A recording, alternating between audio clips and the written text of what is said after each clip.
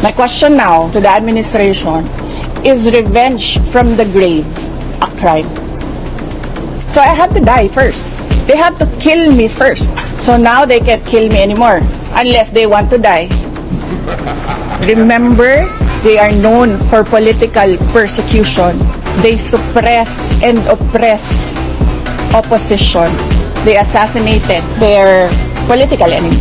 Ang hindi lang po nagawa ni Benigno Aquino Jr., hindi siya nakaganti kasi hindi siya nagbilin. But you know, Benigno Aquino Jr. is not Sara Duterte. So that's the playbook. Yes, lahat ng galaw ko, lahat ng ginagawa ko, kung saan ako, alam niya, alam nila, ganito ang gagawin sa security mo, imo-monitor ka. So that's one threat. But that is a possibility.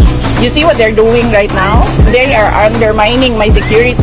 Hindi ko pa dinidiscuss ang galing sa PNP. Diba, meron kayong mga naririnig ng akusasyon ng nakawan dito sa ating gobyerno. Naririnig nyo ba na millions ang ninanakaw? Hindi, diba? Ang naririnig nyo, billions ang ninanakaw. Napakaliit na amount ang 150 million. So bakit kami magnanakaw ng 150 million? Ang problem sa 125, binigay siya sa amin December na. Requirement in government offices, you have to utilize money before December 31.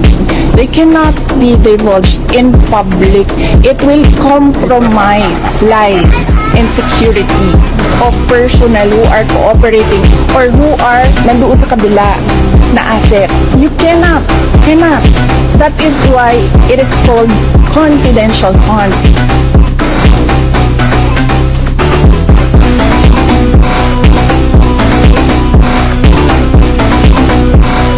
Saan galing yan? Ayun!